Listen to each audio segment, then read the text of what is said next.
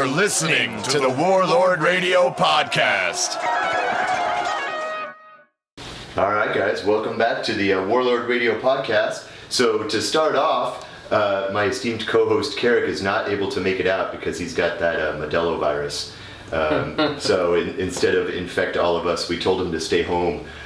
So shout out to Carrick. But we have our good friends, we have our representatives from CIVIL UNREST TX here at the Warlord HQ today. So guys, introduce yourselves and tell everybody what you do for the band. Christian Wilson. I help with the management and booking aspect as far as shows go for Civil, and also work for the Misanthropic Records label. That's right, yeah, and we'll get into that a little bit later, but our label mates, so there you go. That's awesome. Cool. And my name's Aspen. I play drums for the band, and that's pretty much about it. Nice. So who are we missing from the band? We are missing Steven. He's one of the vocalists. We are missing Chris. He is also another vocalist. And we are also missing Blake and Cruz. They are bass and guitarists for the band. So now, your two vocalists, are they just vocalists, or do one of the guys like play guitar and do vocals or anything like that? No, they're just vocals. Okay, yeah. Right on. Well, shout out to the guys. It's we could talk shit about them because they're not here. And it's fucking coronavirus bullshit going on. I'm telling you, man. Right? Only the strong survive. Yep. But Christian, tell us a little bit. So, like, the name of your booking company or whatever, it's Obsidian Rose, right? Yes, sir. That's correct. Obsidian Rose Entertainment. Yeah. Now, were you doing that before you met the guys from CIVIL Unrest, or is it just kind of an outgrowth of what you do with those guys? It kind of just happened. We were, I want to say the first show was at Division Brewery. It's where we did Punk and Metal Fest last year, that you guys were a part of. Yeah, and that was great. It was months before that. It was in 2018, and we wanted to book a show there, me book a show there for them, and it was really just like, fuck it, why not? Let me hit these people up, see if I can book a show there. And at the time, I was just booking, like myself. I didn't have a little booking company or anything like that. It was just personal booking. Yeah. And one thing led to another. Some of the bands a part of that show wanted me to get them another show, and then one of the bands on this next show wanted another show, and it just kind of grew from there. And said, maybe I should just professionally do this now. Right. And so I started that at the beginning of the year. Well, I had to feel good that first Punk and Metal Fest went over so well. Oh yeah, definitely. And I know you were working like a madman, like because we communicated, online and stuff like that, and then I met you for the first time, but you had worked something like 24 hours straight or some crazy thing. Yeah. And you were there at the show. Yeah. I'm kind of a workaholic. Okay, like yesterday I worked a 15-hour shift at work, and it's. So I go back to work after this? Yeah, I go back to work once I'm done here. Oh damn! Heading straight back to work. So where do you work at? Shady Oak Barbecue. I'm a cook. Okay. So shout out to those guys there, because they're giving me the time to do this. They're giving me time off, yeah. So I was supposed to be at work an hour ago, but they were like, what, you go do your thing today, and I was like, yes. That's awesome. Well, thanks guys. Thanks for being cool with his schedule. What about you, man? Where do you work at? I'm a fellow Amazonian along with Cruz and Steven. Well, not Steven anymore, but Cruz and Chris. Yeah. We work our long 10-plus hour days and getting through it. Where do you work at? Where's the hub that you guys work at? We work at the DFW7 Amazon warehouse, and I'm typically the one who packs the boxes and shit. Yeah. And then I know Cruz, he works where, get you the items for the packing, and then Chris, I think, works the dock, so long warehouse hours. Do you guys come across a lot of other musicians at Amazon? Not so much musicians. I know there's a couple of them I've spoken to, but definitely a lot of metalheads. Yeah. Right on. Well, fill us in a little bit on the evolution of the band, because I don't want to say you're up and coming because you've been at it for a little bit. Yeah. But you guys are one of the younger bands, I guess, on the scene, and you're keeping real busy and you're doing a lot of interesting stuff, which is great. And but tell us kind of how you guys got to where you're at now. Well, we had started out as a completely different band, actually. We were, before I even joined the band, they had another band, and they had lost their drummer And I went to school with actually him and their guitarist back in high school, and I said, I got a drummer, or I know a drummer, we should try him out. And they had me come in, and I guess I left an impression on them because they seemed super impressed, and then next day, or not even the next day, I think it was that day they made that decision, yeah, we need this guy here. So we jammed with that band and those members for a little while, and the guitarist and the bassist decided it just wasn't working out. They wanted to do something different, and we said, that's fine. Well, I talked to Cruz and said, I really like what we got going on here. I don't want to end this, I don't want to, end friendship or even musicianship together. I don't want to end any of that. Let's see what we can do.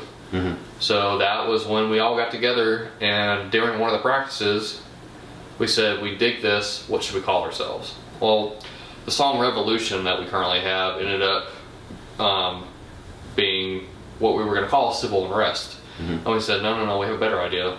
We'll name the band Civil Unrest, because we don't even have a band name yet. Yeah.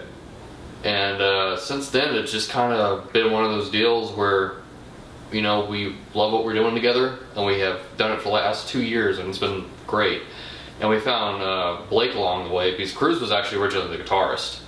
We didn't have a bassist at all. It was just guitar at first. And then Cruz stepped down and said, well, I won't say stepped down, but stepped over to bass and said, I want to fill on the low end, we'll see what we can do. And now we have fucking this badass quartet of everybody. We got Blake on guitar. He's fucking Shreddy Krueger, man. He's insane on guitar. I don't even know how he does half the stuff he does.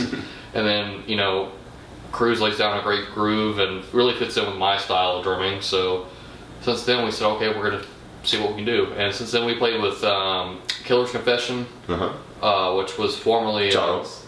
Yeah, with Mushroom Head, with Waylon Rivas. And then we played with a bunch of badass bands, like your guys' band, great, So we've done all kinds of different stuff. Anything else you want to as far as big shows go, other than that, there got the Power Man show. Yeah, Power Man show's coming up. Where was that at? It's gonna be at Rail. It's gonna be. It's coming. It's gonna be okay. March 21st. We're playing. Yeah, it's I want to say they're on day 2. Nice. Yeah, it's it's Chris Blown over at Rail Club. They got a Rail Fest, and it's Sick Puppies, Trapped, and Power Man 5000. And it's a really good local, like Leroy the Prophet, and oh god, who else is playing? There's some really good ones. I think it's Setting Suns is on there too. Yeah, Setting Suns on there. I think, yeah. Head PE got moved over. They were going to be on the show. They got moved over the week after, and they have Cutthroat on that, Hell's Half Acre, a bunch of really good local heavy metal bands on there. Right so on. It'll be nice. Right. Nice weekend too over there. Yeah. Now, how did you come to manage, book the band, do all that kind of stuff with the guys? Is it just because you grew up knowing each other and it was just I'll help with this? And kind of, because it was we went to high school together and we had mutual friends, but we never really talked to each other. We knew of each other, but we weren't really good friends. It was really weird because at the time when he was talking about how they used to have another band before Civil Unrest, at the same time I was practicing on guitar with the original guitarist for this other band, yet we had never met each other, but it was practice for the same band, but I never knew those guys, and I was just in training on guitar at the same time, and years go by, and another friend reintroduced me to him, because we went to school together, but I didn't actually know him, and it was, I just would hang out at practice and whatnot, and like I said, that brings us to, that show that I booked at Division for the first time. And one thing led to another, and then I started helping them book shows places. Now working with Justin over at Tomcats, getting a few shows going over there. So and Justin's great. Shout out to Justin. So. Yeah, love Tomcats. It's a great venue. Yeah. One of my personal favorites, actually, if not the favorite of mine. Yeah, they pour great too. Right? Yeah. Shout out to the bar staff. Yeah, can't complain there. Tyler and all those guys. Yep. The Greasy Sloths. Yep. Yo, yes sir. But yeah, it's just one of those things where kind of just it started somewhere and then just kept growing, and just see where I can take it as far as booking goes. Yeah, for sure. And with them, the next thing I got booking, as far as what I'm doing for their booking, got Punk and Metal Fest 2 coming up. more details on that like further down the line. It's Sure. still kind of getting the pieces put together. And you're trying to do that kind of like late summer, right? Yeah, shooting for like August, September. Right now I have like a whole date, August 21st, 22nd. So as long as that works out, that'll be it. And I'm helping them book a May run, kind of like a little weekend deal out. It's going to through Oklahoma and hopefully into Kansas, depending on how that works out there to Wichita. Well, if you need any help, please let me know, because I got some contacts through there. So. Oh, for sure, for There we sure. go, yeah. And then got another one trying to do going down towards like South Texas, maybe into New Mexico, going to Albuquerque.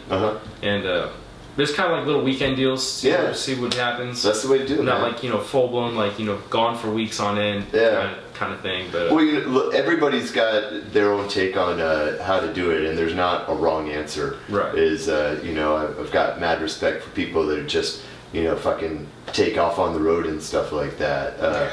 But at least my 2 cents is it's really hard to make a dent or even play to new people if you're going someplace brand new and there's basically like no real advertising or word of mouth or something like that, and just go play somewhere on a Tuesday night, because we all know what a Tuesday night show is like here. And unless it's kind of like a big national act or something like that, people go out on the weekends. You know what I mean? And it can be rough, just to like, hey, we're gonna go to the West Coast. Well, I mean, that's awesome, but I mean, do y'all have a battle plan? It's like, do you have like good shows lined up, or are you just maybe playing some sketchy club where someone might not decide to pay you, and you might get stuck with some shitty local bands, not even the good local bands. Yeah, exactly. Is there going to be 2 people and the bartender there, and all that kind of stuff? And I'm not even knocking that, because trust me, we've done that. Oh yeah. But it is like I said, you want to kind of minimize that damage, and if you're going to spend the expense and time off of work of going somewhere, you want it to kind of be worth your while. I definitely think it's fair to say across the entire U.S., to be fair, the last 10 years or so, the music scene isn't anything it used to be, and, you used to be able to go out Thursday, Friday night, it'd be packed, you had a built-in crowd or whatever, or people always went out and saw local shows. Didn't matter where you went. I mean, it was easier to tour back then, and nowadays, everybody has such quick access to music, Right. You don't get a lot of the same people go out there and go see these local bands anymore, Yeah. So it's definitely a different thing you got to do nowadays to get your name out there. Yeah, you just got to be strategic about it. You know, it's like I said, it's because it takes time, effort, and money to go out and play shows. I mean, even if you're going to play shows here, it's like that's gas money and making sure everybody's got the night off. Much less, go drive 8 hours to play somewhere. It's like everybody wants to play big shows where it's packed and all that kind of stuff. But it's like, even if it's not going to be that, it's like, is it going to be 30 people that'll buy some shirts or be really interested in it? It's like, can you do that? And if you don't have a reasonable expectation of that, then maybe it Definitely for us, we kind of play Weekend Warrior in a way, because it's like, I don't know how many shows we played where we'll play 50 plus people, and then next day we have to go work at 7 o'clock in the morning. Exactly. So actually when we were down at IckyCon doing that, I literally left the next morning with Chris, one of our vocalists, to go back to work. So it was like they're all down in Austin with their time off party, and I had to go back to work at 2 o'clock that day. That's gonna be me tomorrow. Got a show at the Halton for some out of town bands. Shout out to those guys. From Colorado. Minimalist and Wall of the Fallen. They're both coming down from like the Denver area. Nice. So got them on there. Then for locals, got Corrosion, We Are Band Nerds,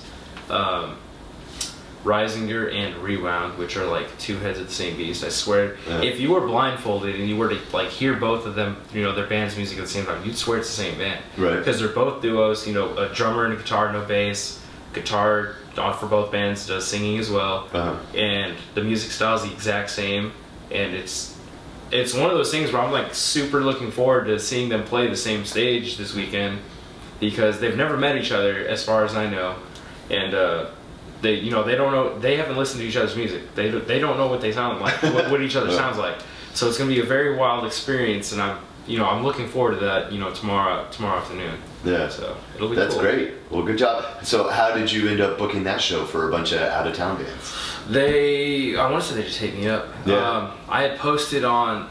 It was like one of those DIY touring pages, and like someone was looking for a show, and I was like, you know what, screw it. I'll put my booking thing out there and see if they respond to it. Just for shits and giggles. That's what I did. And they hit me up, and several other bands hit me up, and I had nothing going on the weekend they were looking for this weekend, so I was able to get them done, get them on it, and then got that booked. And have you booked at the Halton before? Is that when you were able to get it, or you just hit them up and you're like, hey? I just asked. I'm very, very supportive of fuck it, let's see what happens here, and That's send it. That's great. So, the worst they can do is say no. Yeah, exactly. That's what I tell them all the time when we're like talking about like booking shows somewhere, setting up, like talked about setting up the weekend runs. Like the worst these people can say is no.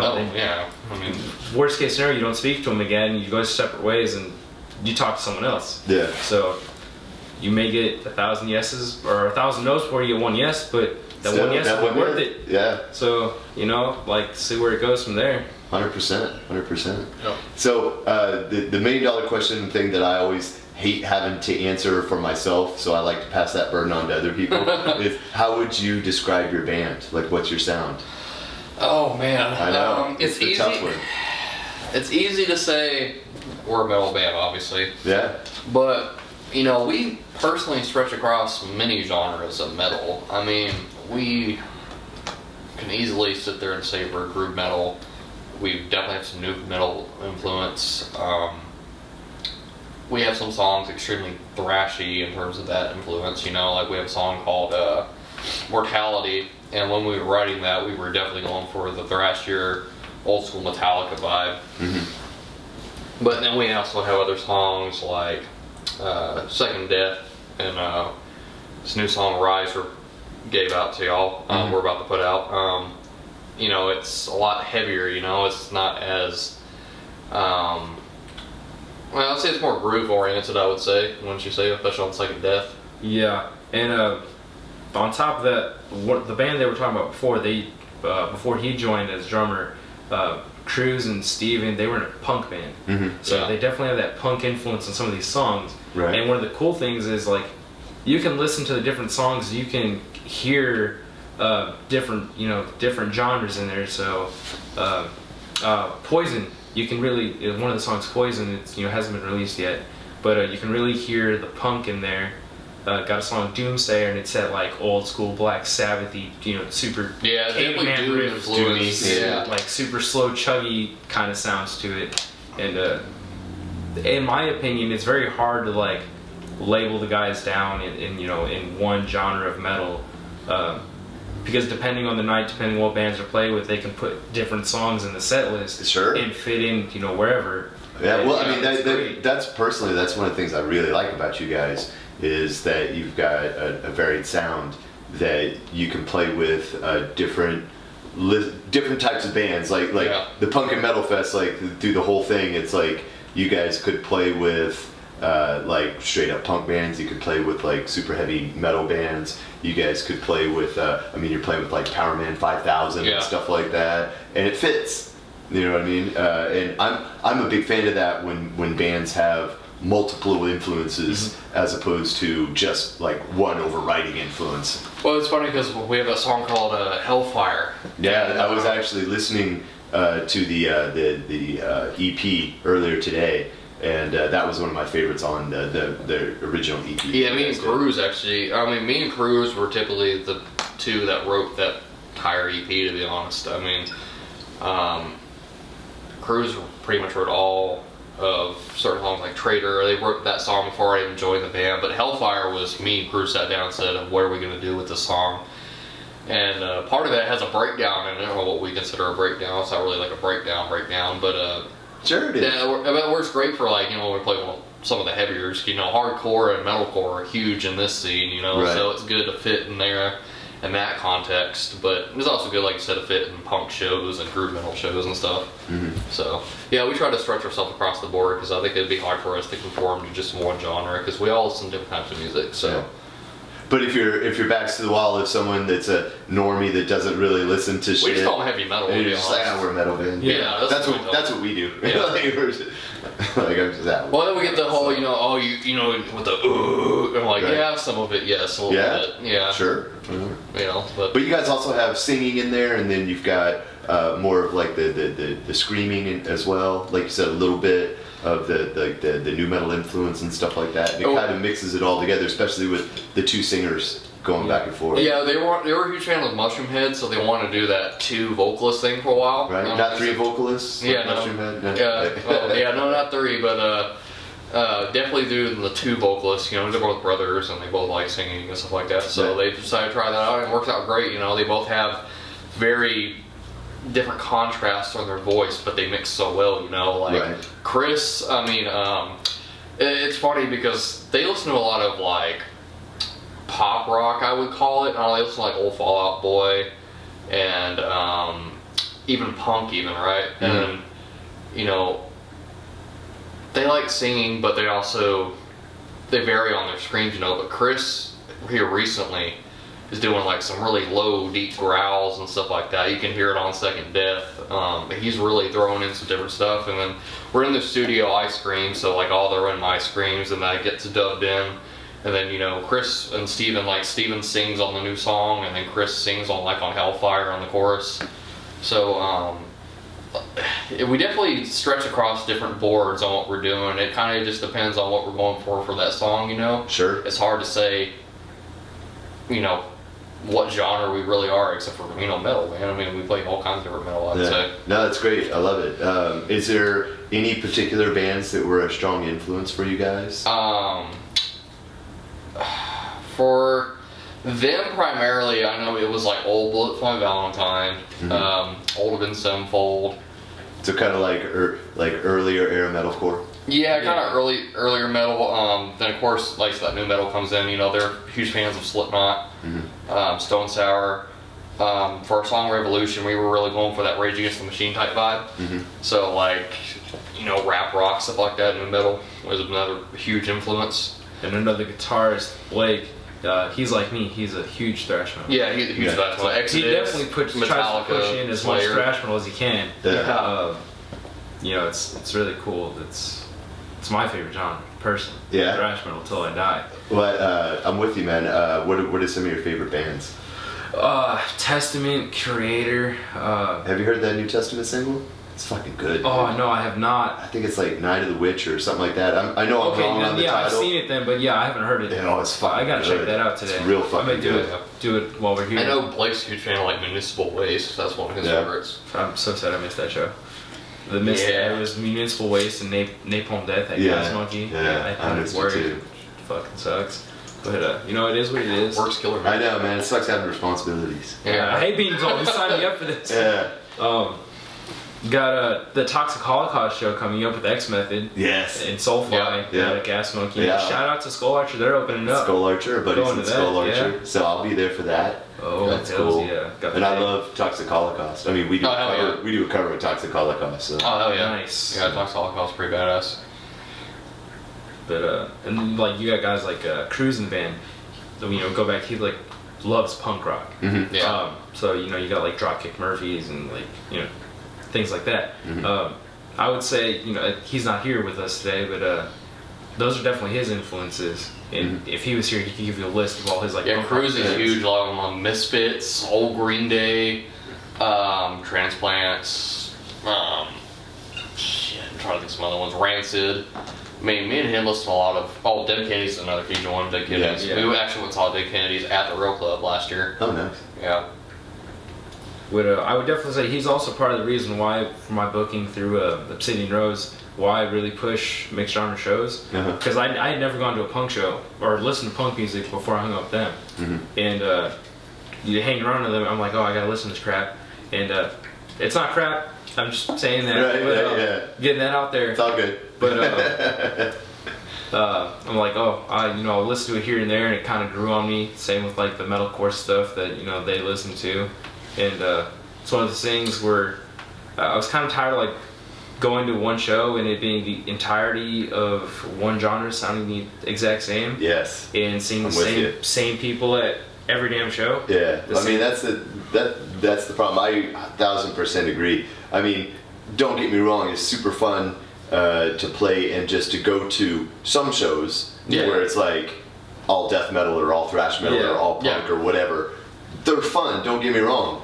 But you don't want to get stuck where that's all you're playing, all you're going to, because it's like hugely incestuous. Like you do just see the same small number of bands, the same small number of fans, and you're not expanding, and you're not like either introducing your band to new people or just your ears to new sounds. Yeah, that was my thing, was like, if you're constantly playing those kind of shows, you're going to constantly get the same crowd, and it's very hard to push your music out to new people if it's the same people who already heard you 1,000 times before.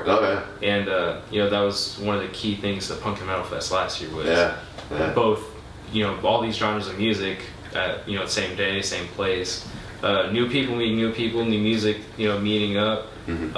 So it's definitely one of the influences from them.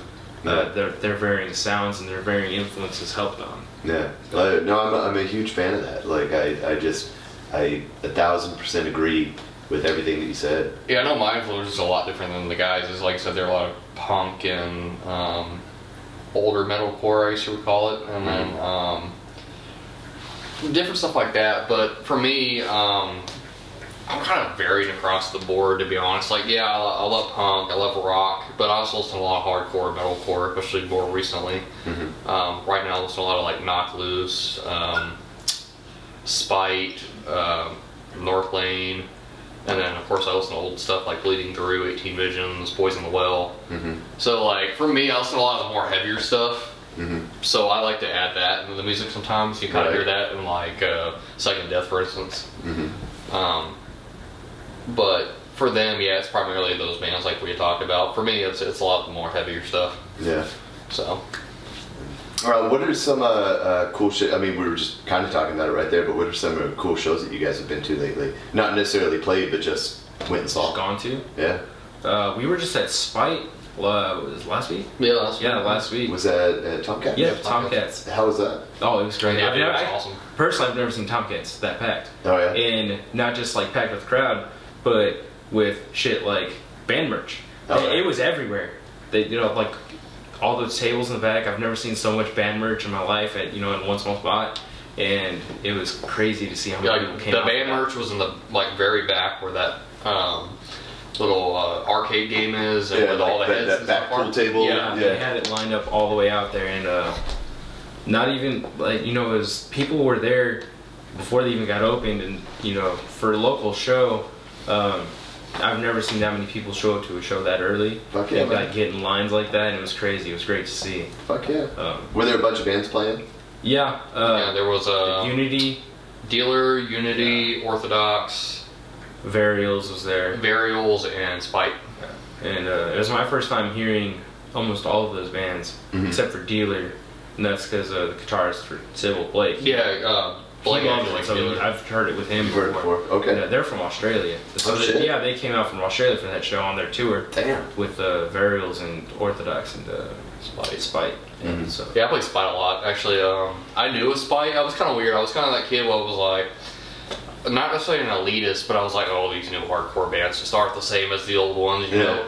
And really listening to them, I'm like, wow, I've really missed out on a lot. Like, if I just would have listened and, tried to open my ear a little more, maybe I would have listened to them a lot before.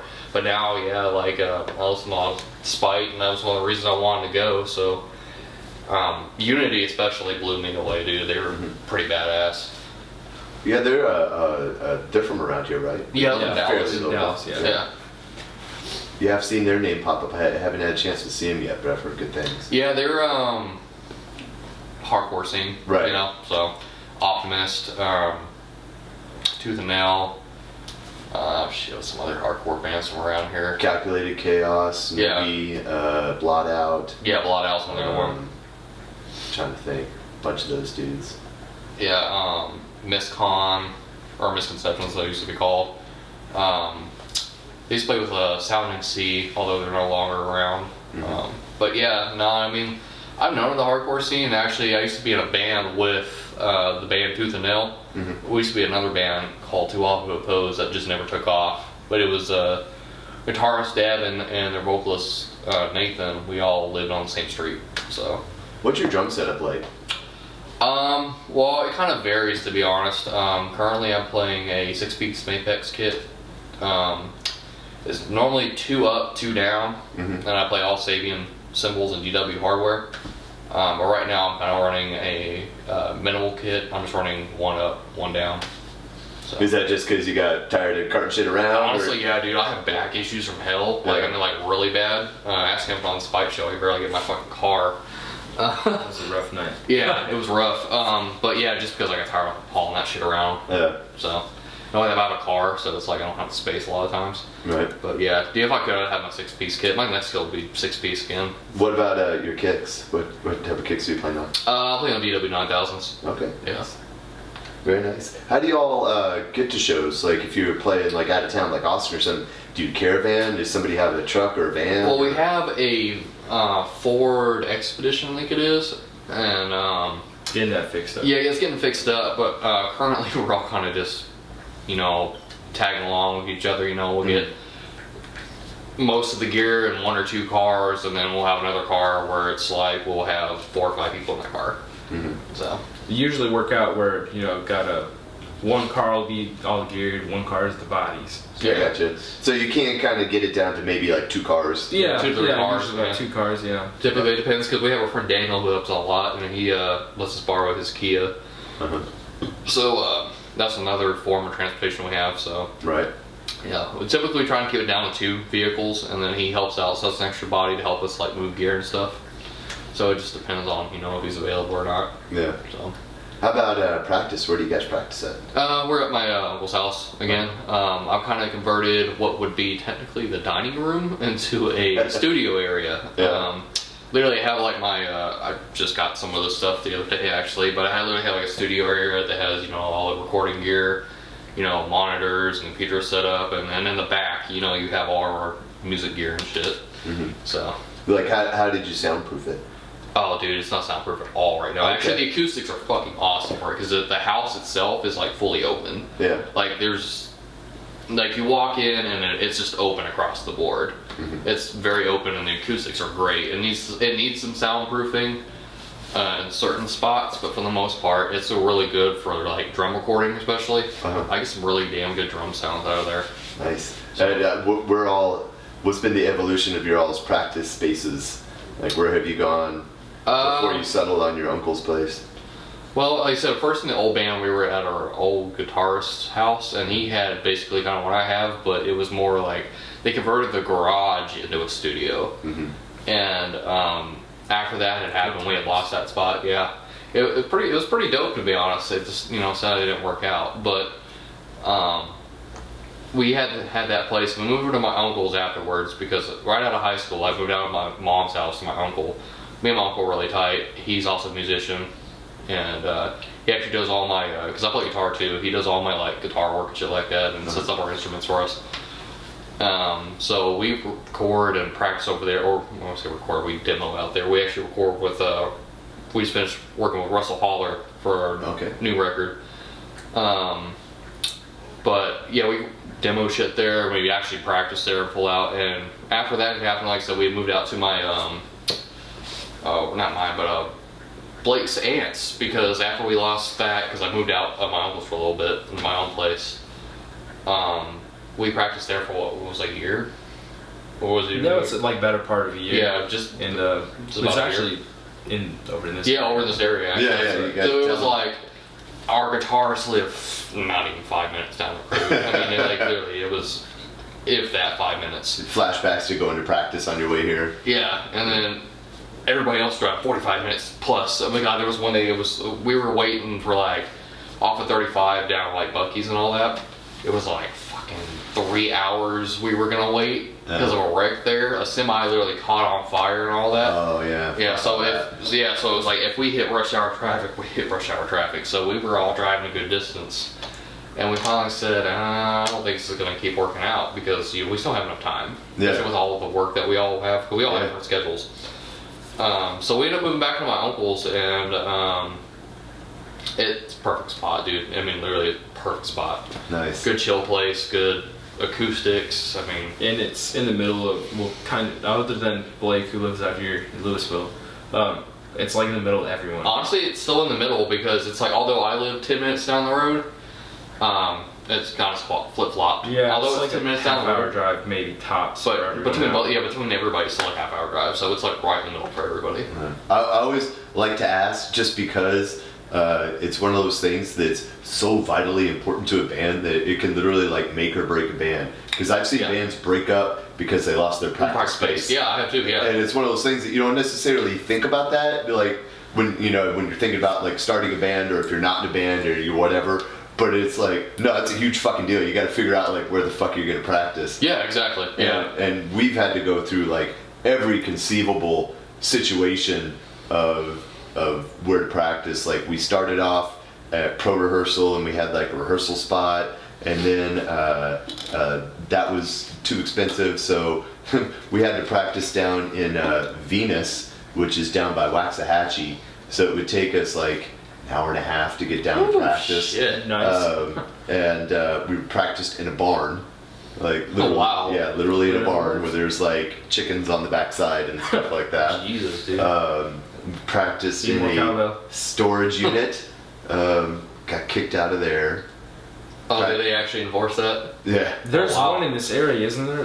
Like a public storage or something. I know Sure. bands who have practiced out there, and like I see it on like the DFW local support page all the time. Yeah. Like we have available spots, and they're like storage units, or like they play in the middle of like where you drive at, and they like hook their shit up out there. And it's practice. The shitty thing Wow. about, I mean, look, you do what you got to do, but the shitty thing about a storage unit is, if it's cold out, you're fucking cold. If it's hot out, you're Yeah. fucking hot. There's Well, no hell, escape. That's even if you get power out there. Yeah, so exactly. now And a like lot of that. times it would be like you'd have one power outlet, and you'd be running everything out of that, and you might blow it, or it's just Yeah. like, Oof. and the sound is atrocious because it's like concrete and metal walls and sounds bouncing all over the place. Yep.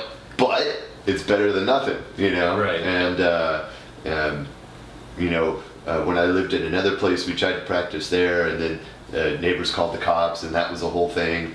And then eventually, I just got pretty good at soundproofing, and found out that that cardboard is a really good sound dampener. Yep. Because to buy like professional type of soundproofing is super fucking expensive, and can't afford it.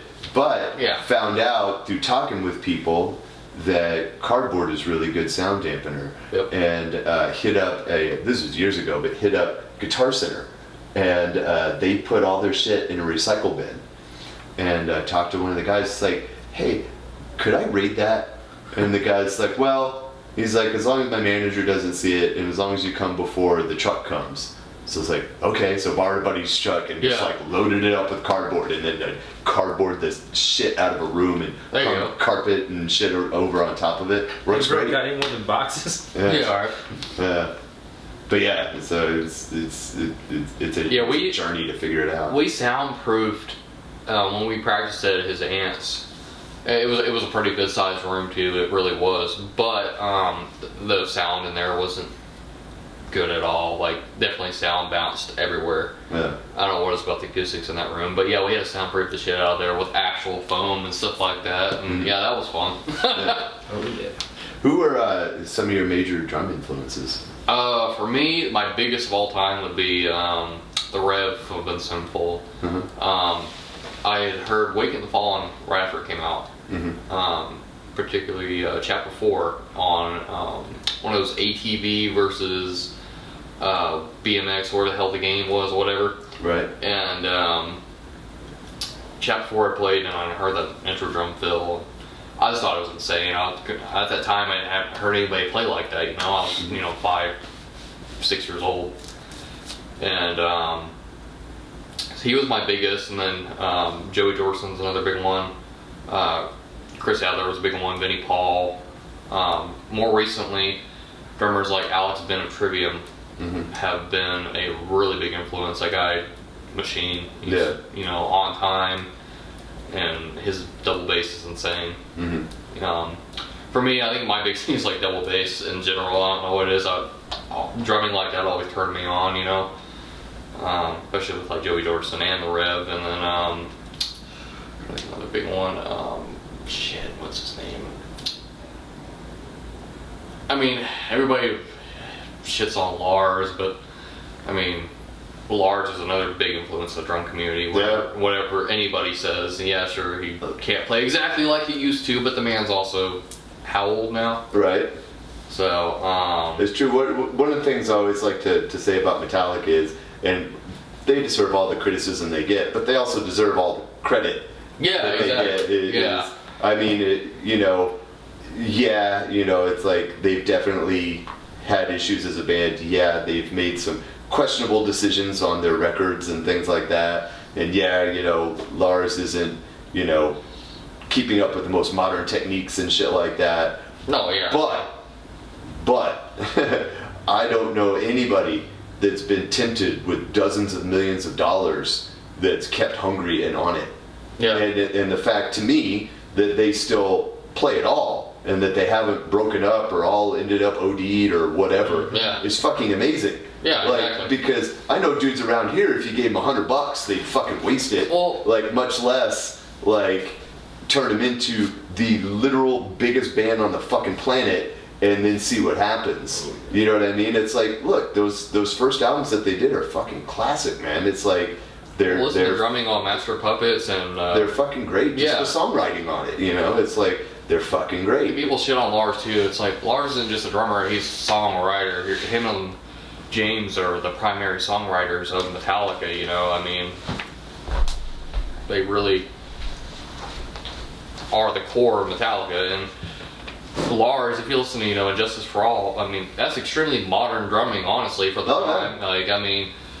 Like you said, you may not keep up with the most modern techniques, but I mean, if you listen to back then, in 1987, for the time and the amount of coke he did, I mean, right. I mean, it's incredible. It really is. I mean, yeah, sure, you have people like Dave Lombardo. Dave Lombardo is another huge influence of mine. Yeah. Well, he's different level, and everybody knows that Dave Lombardo's top of the heap. Oh yeah. And shit like that. It's like, and Lars will tell you, he's like, it's like, I don't fucking compete with that guy. It's like nobody does. Oh, even Lars said himself, I'm not trying to be a great drummer. I'm trying to be able to play still while I'm in shape. It still always comes down to songs. Like, it's great when guys are amazing at their instruments, and it's always super impressive to watch those dudes play.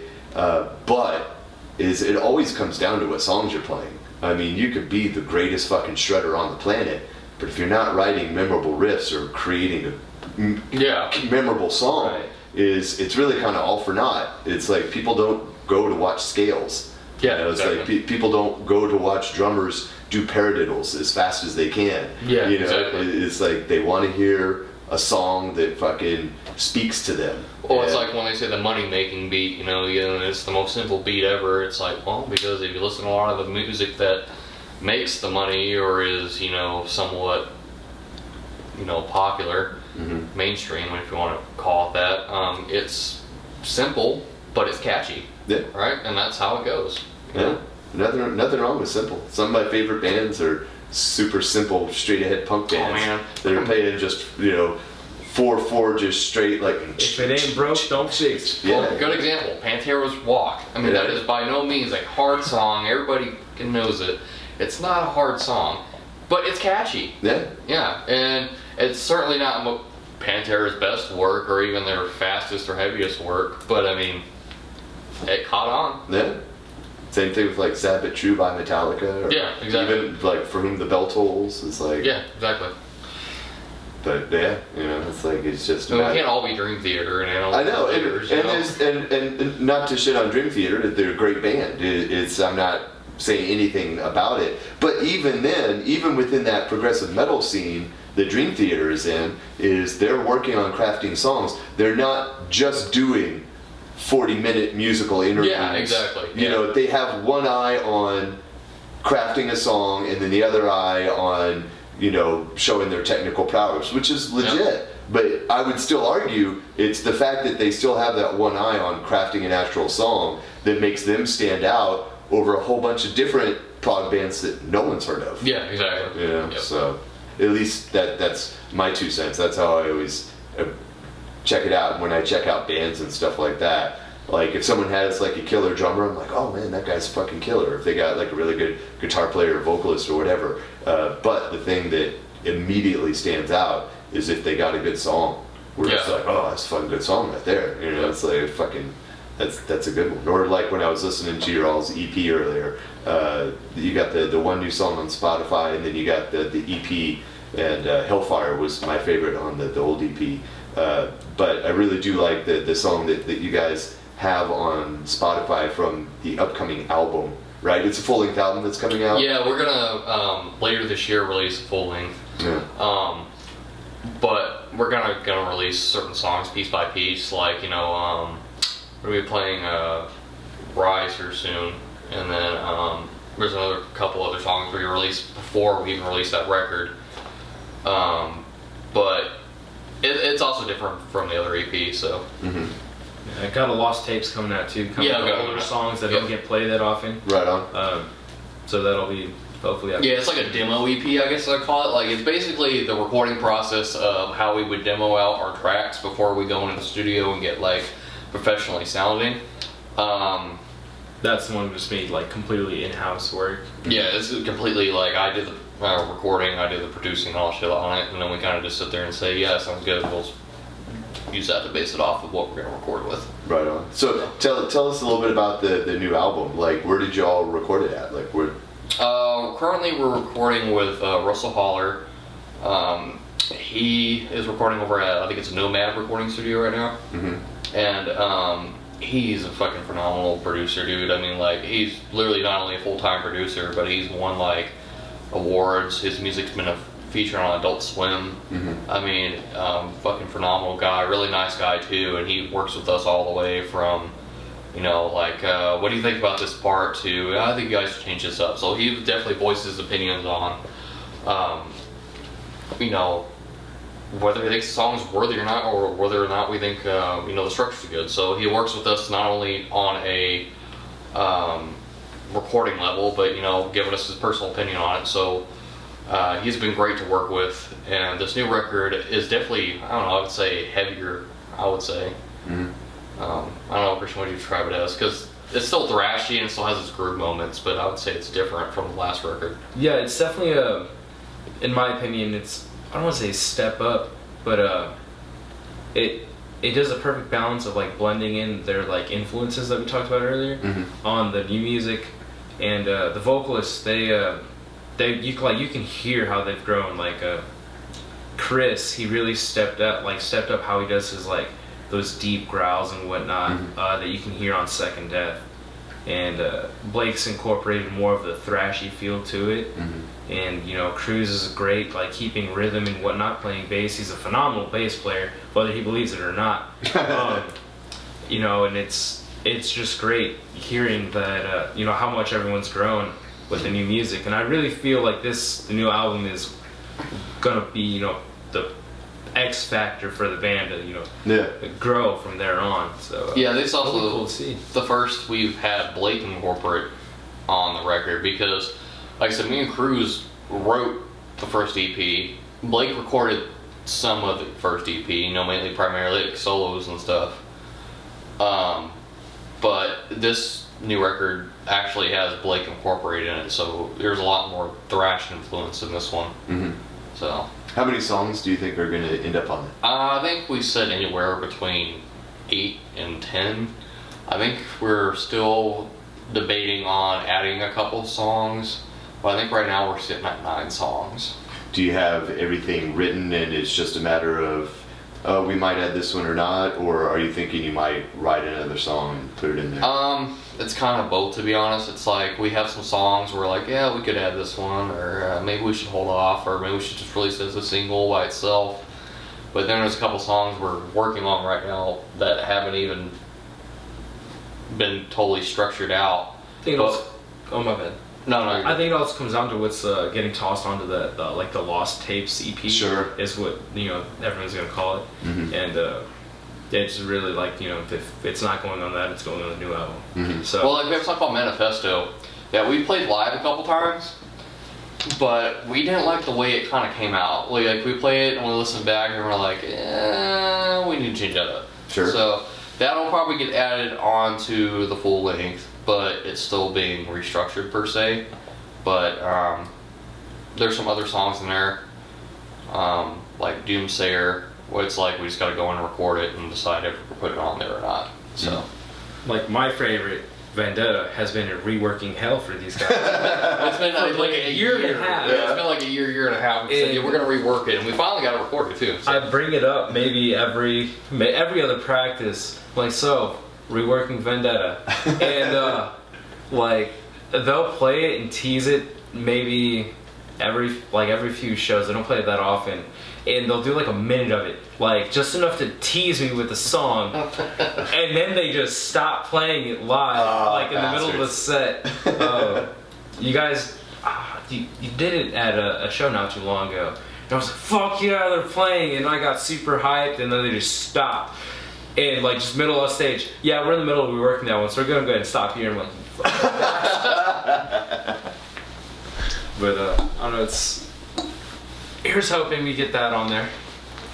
I don't know if Vendetta will be on there, but it'll be definitely this new EP we're going to drop, because we're going to drop that Lost Tracks EP, and then we're going to drop the full length at the end of the year. Okay, I was going to ask if you had a time frame on... Lost Tracks EP actually should be here in a couple of weeks. I'm literally just doing the final mastering and mixing stage, so it's pretty much done. Okay. Yeah. Well, we're going to take a short break, and we're going to play one of the songs that you guys sent in, and then we'll play the other song at the end. Okay. So which song would you guys like us to play here at the middle break? I'm going to do Rise. Yeah, go ahead and play Rise. Yeah, we haven't even released that one yet, so this is the first time. The only people who have it are going to be you guys. You here on Warlord and Deep Dallas Radio. An exclusive. Yeah, we beat Deep Dallas Radio. No, I'm just kidding. those guys are awesome. But yeah, so this is Rise from Civil Unrest, and we'll be back shortly.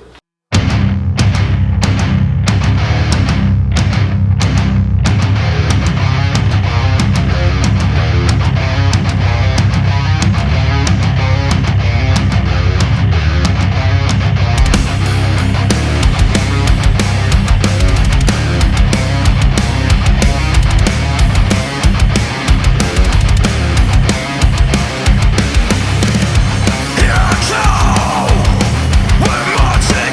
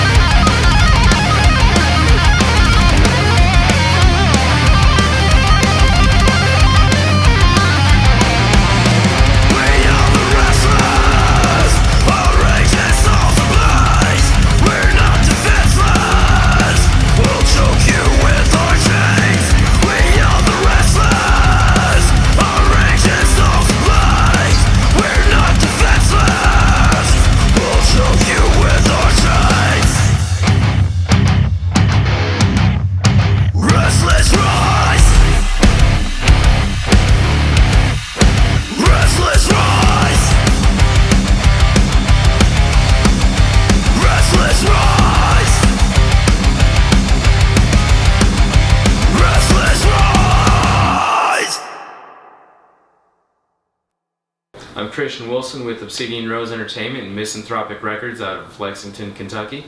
And I'm Aspen, the drummer of Civil Unrest. This is Warlord Radio Podcast. So that was Rise from the new album that's going to be coming out. Do you guys know what the album's going to be called? Honestly, no, we haven't really decided a name yet. Well, I have a couple ideas, but nothing set in stone. Yeah. Now, you had mentioned on the break that you're going to be starting up a side project. Yeah. And it's going to be kind of a different sound than Civil. So what's the goal? Like, what would you ideally like to be doing? Because you mentioned that you're going to be actually playing guitar in that project because you also play guitar. Yeah, I can kind of do just about everything, to be honest. But in this side project I'm starting up, I really want to play guitar because my guitar playing is super heavy, chunky, drop tune, beat the shit out of your neighbor type guitar playing. So like newer metalcore, I would call it. I would describe the sound I'm going for as new metalcore, if that makes sense. Because there's a lot of new metal influence, especially with like sampling and stuff like that. But then like heavy drop tune guitars, I would say like Slipknot's Iowa is a good example. The new Spite record is another good one. Some of the bands we had just saw, like Unity, Texas, and Orthodox, and some of those bands are also another good example. It's very hardcore, metalcore, but still new metal based. My buddy Joey is doing vocals for that. He actually used to play bass at one point for Kublai Khan. Okay. And he played on some other bands, and then my buddy Steven from Born in Blood, he's going to be playing drums on that. So we got together the other day and decided, this might actually work, so we're currently in the writing process, and hopefully soon we start playing some shows. Oh yeah. Do you guys have a name for the band, or do you not want to divulge that yet? We're kind of back and forth on a couple names right now, but nothing's set in stone on that either. Just one of those deals where hopefully it gets started out pretty soon. Yeah. So we'll see where that goes. Would you ever want to do like double shows with like Civil and your other project? Yeah, it would be cool, although it would be two different spectrums of metal. Yeah. It'd be, like I said, Civil. Well, so let's make shows. Yeah, make shows for sure. It would definitely be something I would like. I love that shit. Like, I love going to mixed genre shows. It's one of my favorite things. So I don't know. It would be definitely something to see. Yeah. Like both of him. I mean, the reason I ask is just because that'd be so like physically draining, like to do both. Honestly, like, that's like double gear. I'd have to backline something, Yeah. It's like because I got an Amazing 4x12 and a whole setup on my guitar, and then I have a whole drum set, so it's like that's a whole ass setup I'm gonna have to carry around. do you consider yourself primarily a drummer or a guitar player? Definitely a drummer. Drummer that also plays guitar. Yeah, let's say I can play bass. I can even do vocals. Even some of my vocals, like on Hellfire, I'm the last thing you hear. That final scream is actually me. Okay. Yeah, so like I can do just about everything, but for this side project, primarily I wanted to play guitar. I've actually wanted to play guitar for a band for a while, and finally I got the motivation to get around and do it. Tell us about the anime fest that you guys played. That was last year in 2019. Yeah, that was December. It was IkiCon, right? Yes. Now, actually, the guy you really want to talk to about that is Cruz, because he knows the entire the background on getting onto that show. Because he's a volunteer for those anime conventions here. He does and he does a lot. So I'm gonna miss a few here, or I may add some that he doesn't work at, but just goes to. But he does like UshiCon, Anime Fest, Anime North Texas, CTX. There's a whole list of different conventions. So he's probably like for anime the way I am for horror, because like I volunteer at like Texas Frightmare Weekend. Yeah, so it's like me. And like I go to the horror convention. We just played the classic horror convention. Oh, yeah, he does stuff like that. Yeah, because he runs some of the panels there, so he has his he does his own little workshops and whatever you want to call them. And he knows the managers and the people who own the places that they have those conventions at, or the people managing and setting those up. And so I guess he just talked to him and was like, we're in a band and they dug the music, so they got them a show, and it happened. And where was it at though?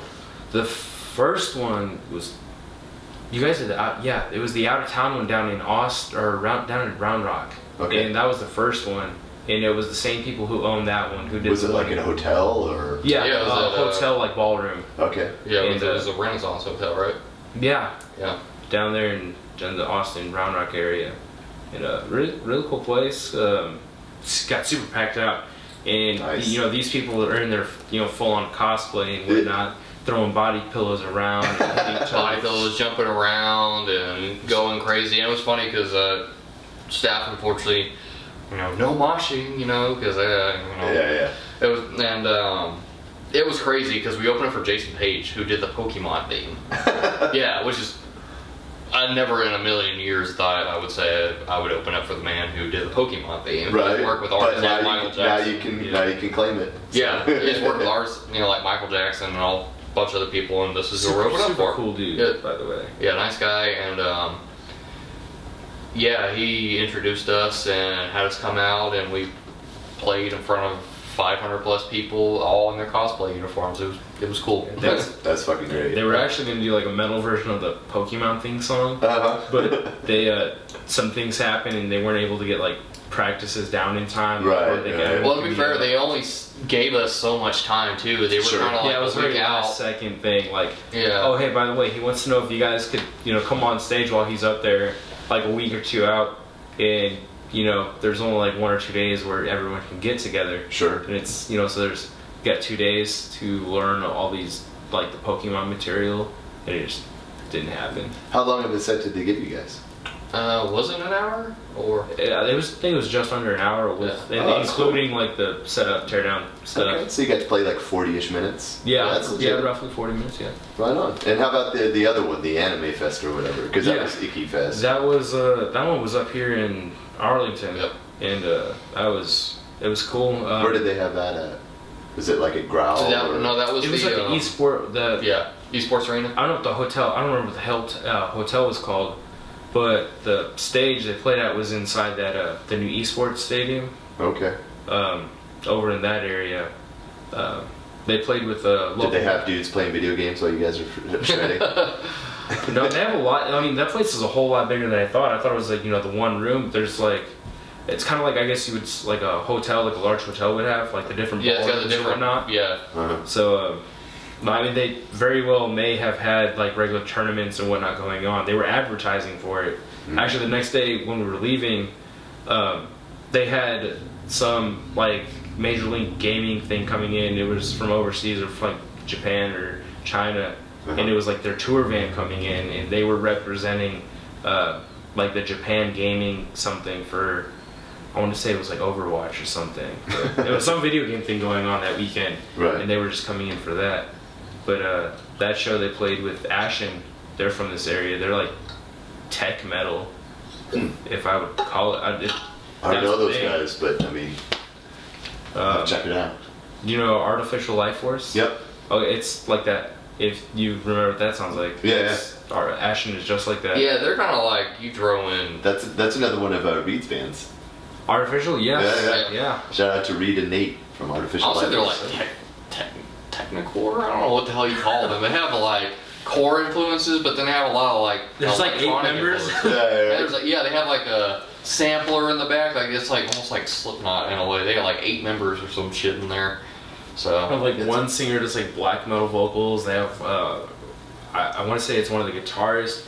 He does lighter vocals. Then another one can do these like they're like heavy vocals, but they're also clean. I think he's the bassist. There's just so many damn members up Yeah, there. there's so much happening. Yeah, so I mean it's really cool. It's definitely like the band equivalent of a mixed genre show on stage. Right. yeah, it was interesting. They definitely get out there as far as what they're playing. It's really cool to see. We played a lot later that night, so unfortunately it wasn't the same attendance as ZickyCon, but it was still Right. fun. Yeah. Sometimes that happens. Yep. So, it's the downside of like, especially like if you're like headlining a show or something like that. Yeah, it's definitely one of those deals where it's like unless you're one of those like really big bands who's touring, or like Tomcat, for instance. It was like it just kept getting more packed throughout the night. But, a lot of local shows, it's like a lot of people stay for that band, or for a couple different bands, and they go home. Right. It was kind of like one of those instances. Yeah. What shows do you guys have coming up in the near future? I can actually right now. I have a list of them right now. He's ready. He's prepared. I like it. So, of course, we're playing March 21st. We're playing Powerman 5000 at Pearlfest. Mm-hmm. Then we're also playing 417 at Tomcats with you guys, actually. Yeah, that's right. Yep. We got on that. Shout out to that. Christian, give us the lineup for that show. Yeah. Oh, okay. So for 417, bringing in Waking the Sleeper. They're from Wichita, Kansas. They'll be coming down. They're actually going to do like a little weekend run with Civil. Yeah, I was going to say, I think the next day we're playing Laredo with playing them. in Laredo down South Texas with them. And I'm trying to set something up. And we're going down to Laredo in March here in like 3 weeks. Oh, there you go. Yeah, Nice. Trying to set something up on the way back up for that weekend in April to get like an Austin show or something. Just have a show on the way back up. Right. Because both the bands are gonna have to go through that area anyway. May as well get a show on the way up. Yeah. Right. So we got Waking the Sleeper coming out for that. I Hate. They're closing off the night. Mm-hmm. Aesop. They're gonna be on there. Mm-hmm. Got Civil Unrest, and got you guys joining the bill, and got Ryan RCX. So we got some rap on there too. He's a super cool dude. If you haven't listened to his music, I highly recommend checking it out. I mean, I'll be there for the whole night. But yeah, anybody listening should check it out. Another mixed show, so it'll be a good time. So what else? We got that, and then so we have the show the next day in Laredo with Waking the Sleeper, and then on 5:30 we're playing O'Reilly's. We don't typically play Dallas often, but that's gonna be our first Dallas show in a while, I think. And I don't think we have too much details on the lineup for that show yet. Do you guys play down like in Deep Ellum or anything like that? Yeah, we played Deep Ellum. I think the last time we played Deep Ellum, we played at what was it? What's that bar that's mixed with the venue? With Reno's. Reno's. Yeah, we played at Reno's a while back. That's been a while. But that's been a while. We haven't played Deep Ellum in a while. We should probably get out there eventually. But we've typically been playing Fort Worth and out of town shows actually. I know we were talking about, I don't know if it's still going on with the Corpus Christi show. I don't know if that's canceled for sure or not. But we're supposed to be playing out in Corpus Christi. Played out in Austin. Talking about playing out in Laredo. I know we're working out some Oklahoma runs, stuff like that right now. So, trying to definitely branch out of, the DFW area. Yeah. Baby steps, do little weekend runs here and there, and then hopefully build into like a longer tour. Right. So, see where that goes. Yeah. I think right now that's all we got planned. I think we're kind of holding off for the last leg of the year, primarily for the album release and stuff. So. Very cool. Very cool. So, tell us a little bit about how you guys got hooked up with Misanthropic Records. You can tell you about that one. It was like we talked about earlier. It was one of those like random pages I like follow and like to just like push local bands' music, and we're all just like someone's asking for music. I'll like throw up a local band name here and there, and I threw up the guy's name, Civil Unrest, on there. And someone from Misanthropic, Amanda, I guess she clicked on it, liked it, and then messaged me back like, "Hey, can I set up like a phone call with you or something to talk?" First I was like, "Who the hell's this lady? Who are you?" And like one thing all suspicious. One thing led to another, and me and Cruz kind of had a phone call with like Facebook Live call thing with her, and kind of just we really fell in love with the idea that they were going with, because they're Eric, he's in his own bands, and it was cool like seeing someone who knew the music aspect of running a band and having their label, so just like super down to earth people and really liked what they were doing, and just that back to the fuck it, why not? For sure. Send it. It's very cool. And it worked out. Well, you guys were a big reason of why we talked to them in the first place. Is just because like we've talked to like a lot of different indie labels and stuff like that through the years, and at one point like we worked with one and it didn't turn out too well, and then we've gotten like a lot of like laughable offers and people that talk real big and then don't do anything and all this kind of stuff. So I'm always like super skeptical about talking to anybody like business related in music, because I assume most of the time that they just don't know what they're doing. Well, honestly, a lot of times it's a lot easier to do DIY now than it was, say 10 years ago. It's a hell of a lot easier to do it now. So. And but when we saw that you guys were working with them, and I reached out and I asked you, like how everything was going, and you were positive about it, and then we talked with them, and it was like, no, that seems cool. So it was nice having someone there that that we liked and trusted and stuff like that. So it's like, well, it can't be all bad, so let's give it a shot.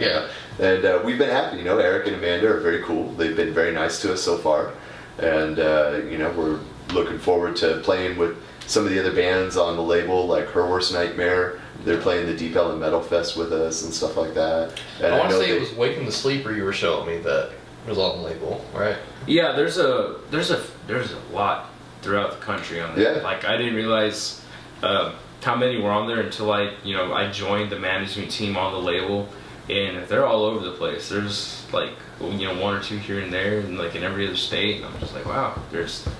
You can almost find like a connection through the label now in like at least one major city in most states, and it's like the label's growing quick. Because when they signed on only like half a year ago, there was only like 10 or so bands on there. Now there's almost 30, and it's growing super quick.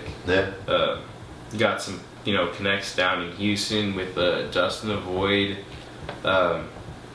Big Ugly out in Ohio. They're like Sabbathy, just like slower doom metal and like that southern metal-y type of sound, and it's like just super cool to see. I also have to give a shout out to our buddy Wes Moose from Metal Coffee PR, because we've been working with Wes for a while. Nice. Because I'm originally from Oklahoma, and so I moved down to Dallas many years ago, but we frequently go back and play Oklahoma, like OKC, Lawton, Tulsa, Ada when they had a venue there, stuff like that. So we had been on his podcast before he started Metal Coffee PR, and we knew him from playing shows in OKC. And I don't want to say we were like the first band that he worked with on his PR, but we were one of the early bands on his PR. And he's a great dude, and we like working with him a lot. And then he started working with Misanthropic. And so it just kind of small world where it all kind of worked out together.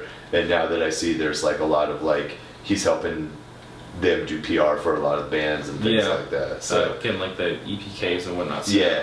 So he's a great guy. So shout out to Metal Coffee PR. We appreciate everything that Moose does for everybody. But it's just one of those things where it's like, we remember meeting him out at Thunder Alley in Oklahoma City, playing shows and stuff like that. So. Yeah, OKC and Tulsa are definitely on the list of like place to set up a mini tour. Looking at I don't know if you ever played there or if it's a newer venue, Vanguard in Tulsa. We haven't played there, but yes, I know about it. So there's we know a couple of bands from Tulsa, and what I've heard from them is that the metal scene in Tulsa is maybe struggling a little bit. That they've had some venues closed down, and then for a while it will go to like house parties and stuff like that, and then it'll come back and stuff. So I hope that that those bands are able to keep going and keep the scene alive out there. Right. The last time that we played, we played last year in Tulsa. And fuck if I can remember the name of the venue, of course, when I'm put on the spot. I'm kind of bad about like remembering like names of venues and shows and stuff like that, because after a while like they kind of start to blend together in your memory. Exactly. But I mean, we had a good time playing with our buddies in Threat Point from Pennsylvania, actually, and we played with them in Tulsa. Yeah, in Oklahoma, like a lot of their shows that's going on up there, especially on the local side of things, a lot of it's DIY right now because, like you said, a lot of the venues are getting shut down. But shout out to Kay of the Railhead. Have you guys played in Lawton yet? Not yet. No. Got to play Lawton in Oklahoma. It's you wouldn't think so. So Lawton's a military town. It's not as big as OKC, but there's a venue there called the Railhead, and the Railhead is run by Kay. It's been run by Kay forever, and she is badass. She's awesome. So the way it works is the first time that you play at the Railhead, they won't pay you. It's like you're essentially like auditioning. Yeah. And but the nice thing is that the Railhead has a built-in audience because there's not another punk or rock or metal club for like a fucking 100-mile square radius. Yeah. So if you're playing there on a Friday or Saturday night, there's gonna be people there, and they like out-of-town bands, so they will buy your merch, especially if you're good and they like you. But every time after that you go back is you get a guarantee, whether it's like 100 or 150 or whatever.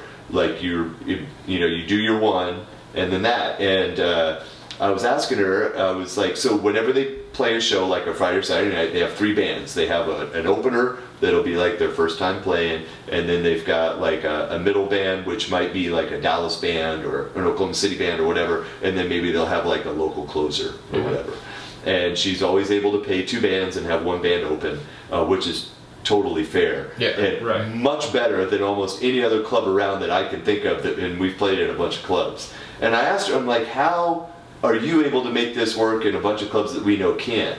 But I guess once a year they do like a big fundraiser where like all the bands, like they'll play for free and the proceeds go to the venue, but that ensures that whenever you go back to the venue that you make your guarantee. Oh, yeah, that's a good idea. So it's a nice stage, they got good sound, and super nice people. So before you leave, I can give you that info. Yeah, that'd be definitely awesome. Yeah, it's one of those things that you wouldn't think, play a lot in Oklahoma, but it's a good fucking place to play. And it's a good contact to have. I mean, especially if you said like, I get the built-in audience, that definitely helps, a ton. Absolutely. And there's a lot of bands from the surrounding area, like Oklahoma City and stuff like that will go play at Lawton. Right. So it's like, it's known in that scene as a good place to play. Oh yeah. So, have you guys played in Denton yet?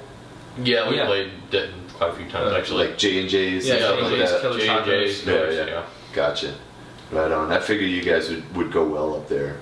Oh yeah. We've had our definite fair share of killers, tacos. Yeah. So, I've only been to J&J's once and I love it. Yeah. I don't know what it is. And it's literally a basement show, but it's killer, man. It's fucking fun. the only drives me nuts is the parking over there in that square. Oh yeah. It's like, it's always crowded. It's bad, but nothing's as bad as fucking Deep Ellum. Oh yeah, no, dude, D-Bell was terrible. Like fucking Deep Ellum, like fucking kills me. Like trying to find like parking for a band and like loading and unloading your gear. It's like you have to go Curtain hours. Club. Yeah. Like Curtain Club, Yeah. how this is that alley next door where you're supposed to do band loading. God, that was terrible. Yeah, it's just everything down there. It's fucking painful. It's even worse if they have multiple events in the area because I don't know how many shows we played where they have a local show at like Reno's, but then they have a local show down at fucking what was the Curtain Club, and then they have a national show down at like Canton Hall or the Bomb Factory, Trees or whatever. It's just Friday night in general, and it's like fuck, man, like nowhere to park. It's a madhouse. Now I say that bitterly, but I love Deep Ellum. Like like we got some really good friends down there. Shout out to Matt Atkins of Wits End and the crew over at Reno's. It's like we love going there. But it is literally like a fucking, especially because like we have a 12-seater van, and like trying to navigate Deep Ellum like on a Friday night. Oh god, yeah. And get out of there, it's like fucking Mad Fuck Max. us, right? Yeah. It's literally like fucking Mad Max of like people like zipping around you and you're trying to find a parking spot. We've had a few instances where we came like super early. Like the show doesn't start till 7 o'clock, but we got there at like 5 o'clock or so. So it wasn't like horrendous, but there was also times where like I said, they got multiple events in the area going on, especially like something like Trees. Right. And then, or like a national show at some other big place, or, it's just a Friday night in general. People want to go out there and have a good time. So, you got Deep Elm, tattoo parlor right there, and all the food and all that on the strip. So it gets crazy. What else? There's another venue down there, the Blue Light. Blue Light, That's which, new, isn't it? Profit Bar. Well, Joseph from Dallas Metal Scene, he's been able to start book metal shows at the Blue Light, and it's a nice fucking venue. Like, they got like a totally pro stage and lights and the full 9 yards. But they don't normally play heavy music. It's like pop and country and all that kind of stuff. But he gets his occasional night where he can book metal. Yeah, trying it out a little bit. And it's a great place to play if you guys ever get a chance. Hell yeah, like so we haven't played Deep Elm in quite a while actually, so we should probably eventually get out there. But it's just, for us, it's kind of we have a love-hate relationship with Deep Elm, because last time we went to Deep Elm, actually, we went to a tree show, and a buddy of ours actually got robbed out there. Oh, yeah. Yeah, and no, it's legit. Like, it's the fucking Wild West down there. Yeah, it's wild out there. You gotta be fucking careful, for certain. But yeah, that sucks. Hopefully he wasn't fucking beat up or anything. No, he wasn't injured or anything. It was just the guy. They literally stole everything on him. The phone, keys, wallet. Yeah. They robbed him for the whole 9 yards. Damn. That's brutal. So I wish I could say that's shocking, but it's not. Yeah, I mean, Steve Elm, we take that chance, unfortunately, especially when you're by yourself. It happens, Yeah. It sucks, but the unfortunate side effect of playing in a big city. But that's kind of funny is most of the times when you travel to a city, most of their metal venues are deep in the hood. Oh, yeah, exactly. If you go down to Houston and play the White Swan, it's deep in the hood. People are make sure your shit is locked. Yeah, when we went down there, it was a Volley Rays. Yeah. South Houston. I don't know if you've heard of that one. Yeah. Went down there for a show. Super cool place. Got a weird stage setup. I like it. It's just it's platformed off.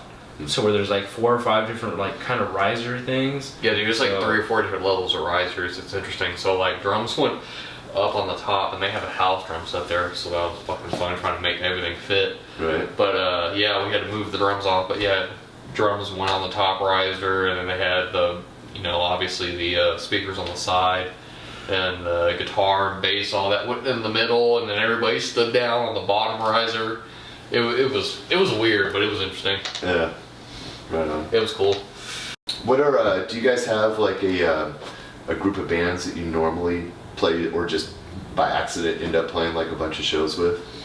I know for us, we try to play diverse shows and play new places, but there's also we got buddies that if there's ever an opening on the show, we're gonna hit up Electric Vengeance or Chemicals. I love Electric Vengeance. Dude, they're actually the band that we've played with by far the most, because them and us, to my knowledge, are 2 of the longest running bands around here. We've been playing shows with those guys for 10 years. Yeah. And so yeah, we're very good friends with Electric Vengeance. They're killer guys. I know we played a lot of shows with Without Sacrifice. We played a lot of shows when we were with No Hope. We played a lot with Forget Conformity. Risinger's a big one. Risinger's a huge one. We played a lot of Risinger. Yeah, that's my first time seeing them was at the Punk and Metal Fest. And that's just outside of band, super good friends with Cody and Girardi. They're super cool dudes. Yeah. Yep. They're always at local shows. Oh yeah. I'm super looking forward to when their music blows up, because they definitely deserve it. They work their asses off, and I'm waiting for that Risinger to just kick off. Right. Whenever they have a full length come out. Yeah. I love that they're a 2-piece too. Yeah. Yeah, they still sound like a full band. Yeah. It's wild. They sound fucking killer, man. Yeah. So, but we played with them. Born in Blood, we played quite a few times. Yeah. They used to be called Bad Blood. Bad Blood. Yeah. Yep. Shout out to those boys. We played with them the first time in Austin. It was kind of funny. What was it? Come and Take It Live? No, it was at Dirty Dog. Dirty Dog. See, yeah. That's part of one of the places I'm hitting up for when we book down there. Yeah. It's a killer venue, man, right there in the heart of Austin. Same thing though. I'll warn you right now. Fucking like loading and unloading is a fucking nightmare. Oh, Anywhere like down in that like 6th, 7th, 8th Street of downtown Austin. Yeah. It's just fucking nightmarish because everything at night, like the streets get shut down and everything becomes like one-way streets, and you know you might have to get here and you might have to park like over here. Oh, Fun. Yeah. So I'll just warn you up front whenever you play downtown Austin. Ooh. So it's good times. Like it's always blast, but yeah, it's a huge pain in the ass. Yeah, I think my back probably agrees with that one. Like, Yeah. Your backs are like, oh nah, man, we ain't doing this. If you can, I recommend taking a dolly. yeah. Like we did that, like because we've played South by Southwest a few times, and it would be the same thing. It's like South by Southwest is like all day type thing, right? Yeah, It goes yeah. like noon to 2 a.m. and you might play at like 1:30 in the afternoon or 1:30 at night, and but it's the same thing. It's like all of the fucking streets are shut down, so it's like you know you might have to park at the underpass of I-35 and then walk 4 blocks to get to the venue. Well, that means that you have to make that many trips back and forth to your With gear. vehicle to get your gear. Oh, dude, I'm gonna fucking Or your grocery merch. shop that one. I'm gonna carry like all my gear on 2 arms. Like, Yeah. let's do this. Well, that's why I say if you can, if someone can squeeze in like a dolly or something like that in their vehicle, it helps life a lot. Well, I think at that point we'll probably have the expedition up and running, so you know we'll at least have like a trailer, Yeah. and you know we probably get the extra hands to Good- help us get the gear. Good tour tips for traveling. I know, right? It's all these little things that you don't think about till you're confronted with it. You're like, fuck, how are we gonna get our shit from here to like 4 football fields away? Through like stoplights and traffic. Do we really need to bring this? Yeah, it's like, oh shit, now we gotta get the merch. Fuck. Yeah, back to me playing, you know, for my 6-piece kit to what I play Yeah. now, because you know it's a hell of a lot easier to carry around. Exactly. 2 It's like, tongs. fuck your second bass drum, man. Yeah. Like, Dude, I thought about it. This next drum kit I'm going to end up trying to get. I thought about going with 2 bass drums because, you know, a lot of this new stuff has a lot of double bass in it. yeah. And I love like kits with 2 kicks and stuff like that. Yeah, it's just another bitch and a half to carry around, though. That's Exactly. my only thing. Exactly. Like Steven from Born in Blood, he plays double bass Yeah. kit now. I'm like, oh man, I don't know how you do it. Yeah. But I'm trying to think. As far as the new album, you know, when I was listening to the previous EP, you know, I wouldn't say that it was a radical change. It wasn't hugely different, but the previous EP did sound a little more raw. And then the song that you have, Second Death, up right now, is definitely tonally heavier, just because I think the quality of the production is better. But also, probably the playing got a little better just by virtue of the fact of like playing more shows and recording and stuff like that. Yeah, whenever we recorded that first EP, Blake had only been in the band for like a month at that. So most of that was recorded between me and Cruz, and of course, you know, the vocalists doing their thing. I think the only thing Blake really recorded was scratch tracks and the leads on that EP. Mm-hmm. But I think everything else was Cruz. So for that, we went with total recording with Chris Marshall, who is another really good producer. But we decided to work with Russell for this new one because a lot of other bands like Cutthroat Conspiracy and this band, the Silver Screams Embers, who we're friends with, they recorded with him. And like I said, Russell's like won some awards. He's been featured on Adult Swim even. So we're like, okay, let's try this out. So how did you make that happen, like working with him? I literally just like, I messaged him one day and said, hey, huge fan of your work. When can we get in? Mm-hmm. And we actually went in a lot later than we were supposed to. We were trying to actually get in at like middle of the year, and we ended up not even recording till like August. Mm-hmm. So we started recording Second Death and Rise in between August and November, and like I said, it was a really good experience working with him. It was fucking awesome. I can't wait to work the rest of the record with him to put out this year. What would you say though to fans that are, you know, waiting to hear the new stuff? like, what would you say is the difference between the early material and the newer stuff? Newer stuff is definitely heavier. It's definitely thrashier, faster. What's the fastest song you guys have? Oh man, Probably Method. Method probably, From yeah. what I can think of right now, definitely Method. Yeah, Method is a definite hit starter. That's the burner right there. Yeah.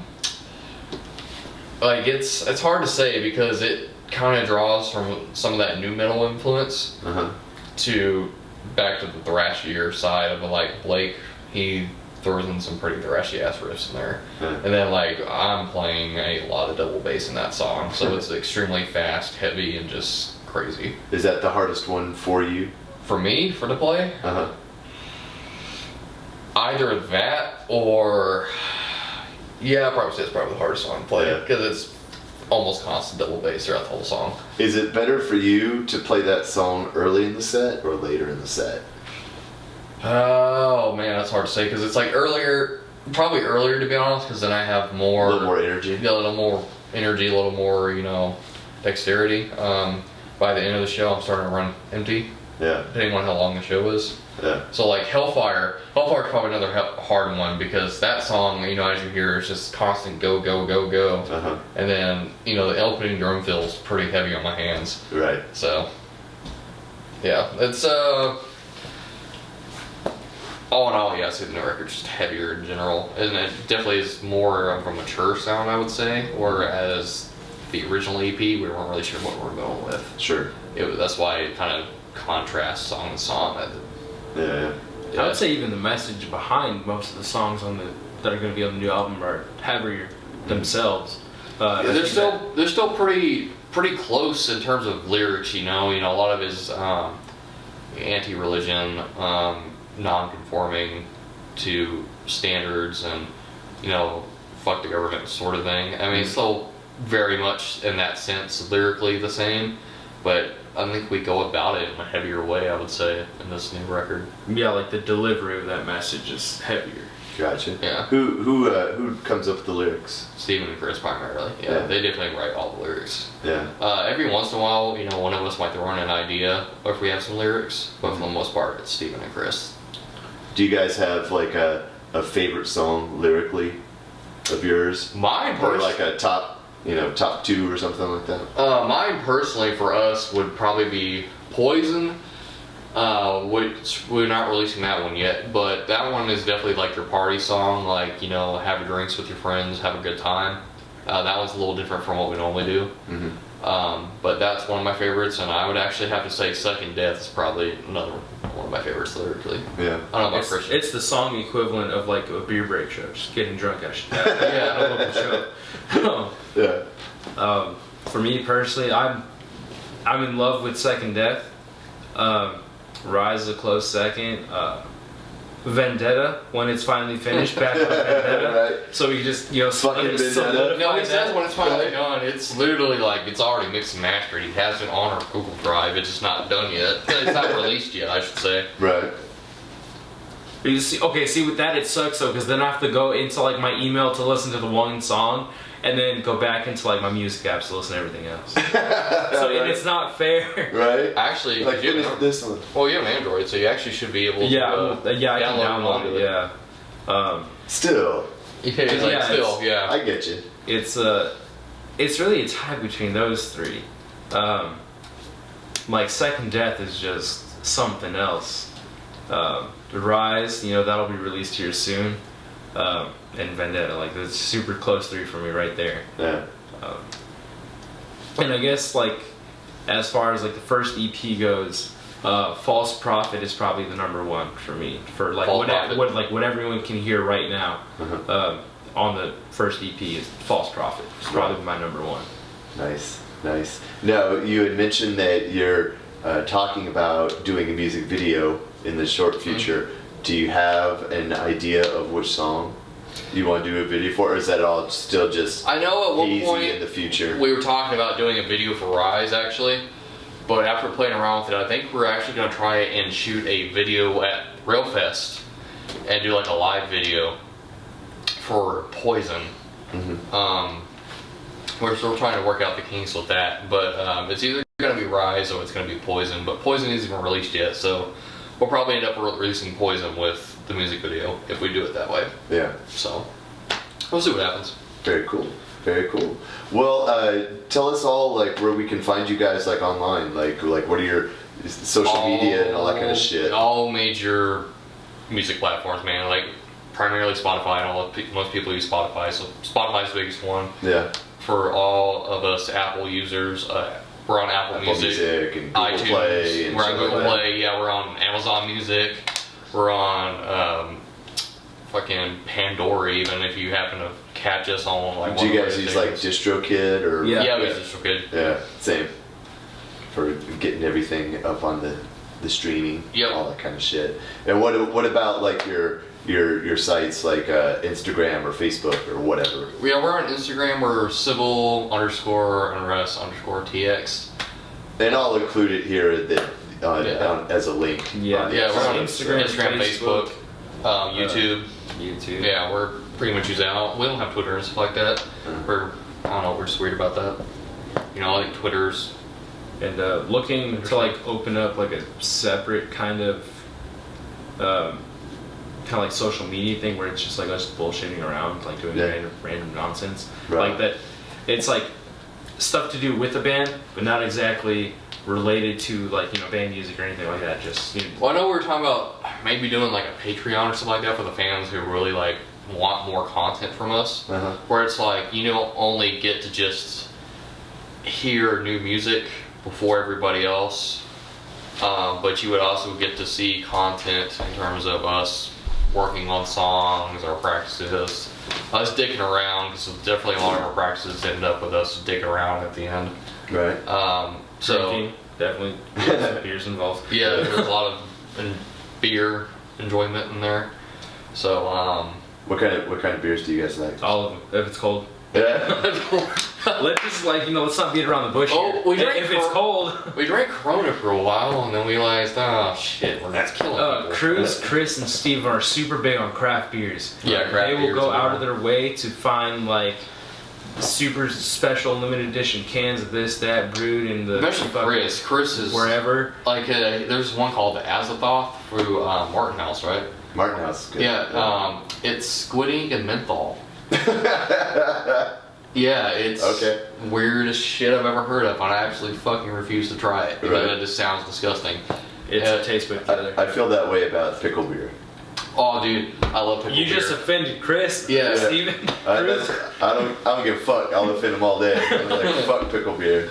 Well, Martin House literally tastes like their pickle beer. Literally tastes like they're drinking straight straight fucking pickle juice. Yeah, Yeah. like I mean, Yeah, like I don't dig on pickles, so I'm like, see, I'm not a huge fan of like pickles by themselves, but like I don't even like pickle juice by itself. But man, like being able to drink a pickle beer, like that's just cool to me. But yeah, I know like every Thursday Martin House has their deal where it's like you go in, you get 4 pours for $10 or whatever, and it's a pretty good value, I would say. So every once in a while, on Thursday if we practice, we'll go over there and have a beer and discuss whatever we're doing afterwards, Yeah. So. Very cool, very cool. Well, thank you guys so much for coming out to the show. We greatly appreciate you guys coming on, and we'll do everything we can to help spread the word about Civil Unrest. Hell yeah. Tell us a little bit about the second song that we're going to play here at the end of the episode. So we played Rise, so the next song will be Second Death. This is the first single that we released for our upcoming record. This song is very much about not conforming to like the standards of society, and Is Second Death, is that like a reference to something? Second Death is actually Bible verse. Yeah, a Bible verse. It's a scripture, and basically it talks about people who don't believe in God going to hell and more or less having to suffer eternity. It's like and it's basically, this song is like fuck that, Right. like the church using religion to fearmonger people into believing like, oh, if I don't do this, that, the other, I'm going to hell. Yeah, using fear as like a tactic to get people to follow your conform. beliefs. Right. Yeah. Very cool, guys. So this is Second Death by Civil Unrest, and again, thank you all so much for coming out. Oh, yeah, let's have this, man. Appreciate it.